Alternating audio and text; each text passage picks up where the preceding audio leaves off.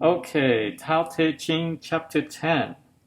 While carrying your active life on your head, can you embrace the quiet spirit in your arms and not let go? While being fully focused on your vital breath, can you make it soft like that of a newborn babe?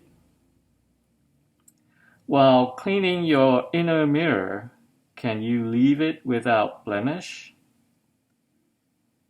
While loving the people and ruling the country, can you dispense with cleverness? While opening and closing the gates of heaven, can you be like a mother bird? While penetrating the four quarters with your insight, can you remain simple? Okay, wow. So uh, these questions, um, I'm not sure they're meant so much to be answered than to be reflected upon. It's uh,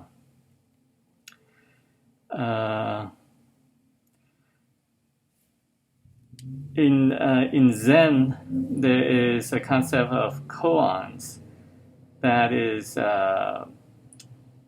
it's like riddles that you say or you think about to help you have perspective. It's not really meant to have an answer, uh, a right or wrong answer. So this sounds kind of like that, but I don't know. Okay, so it says, while carrying your active life on your head, can you embrace the quiet spirit in your arms and not let go?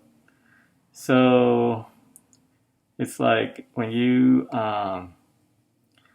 when we're thinking a lot in our mind and things like that, can we also be in tune with the spirit in our arms and not let go of that? So, not to be too intellectually engaged and forget about our the rest of our body, something like that. Um, while fully focused on your breath, can you make it soft like that of a newborn baby? Okay. Uh, yeah, I don't know. It's like if you like pay attention to your breathing, can you make it natural like the way the baby breathes? Something like that. And while cleaning your inner mirror, can you leave it without blemish? So it's like uh, observing yourself and analyzing yourself. While you're doing that, can you leave it without blemish? Um, think about cleaning a mirror. You know, uh, can you clean the dust and everything off without leaving trace of your cleaning itself? So, just something to think about, I guess. While loving the people and ruling the country, can you dispense with cleverness? So can you like do away with cleverness when you're ruling the country? Uh, hmm. So that's something to think about too. Of course, I will never rule a country, so I wouldn't know. But it's interesting that the Tao Te Ching teaches everybody, and talks about how to lead people, how to govern. So it also teach the highest level of leaders and people in leadership position and things like that. While opening and closing the gates of heaven, can you be like a mother bird? Okay. Uh,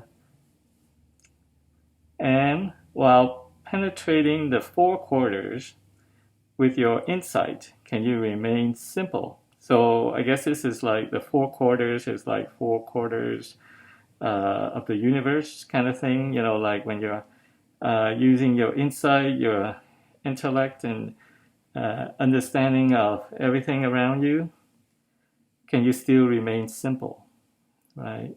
Or is it all gonna go to your head kind of thing? All right, and then it continues on. It says, "Help the people live." exclamation mark, right? Nourish the people. So it's crying out, it's telling you, okay, the thing to do is help others, all right? And help them live, yet lay no claim to them. So help them, but don't like say, hey, I helped you, so I own you, and you own me, and stuff like that, right? So benefit them, yet seek no gratitude. Again, similar to consistent with the previous chapters, it's a help people, but don't expect them to thank you, right? So kind of like unconditional helping or unconditional love. And guide them, yet do not control them. That's interesting, right? In life, a lot of time we help people, but somehow we cannot help it when after we help them, we expect them to be a certain way. That is consistent with what we think is right. And this says that's not the way to go. You should help them, but you should not try to control them. And they say this is all called the hidden virtue. So this is the right way to do things from the Tao point of view. Okay? All right. Well, that was a lot to think about there. And thank you, and see you in the next chapter.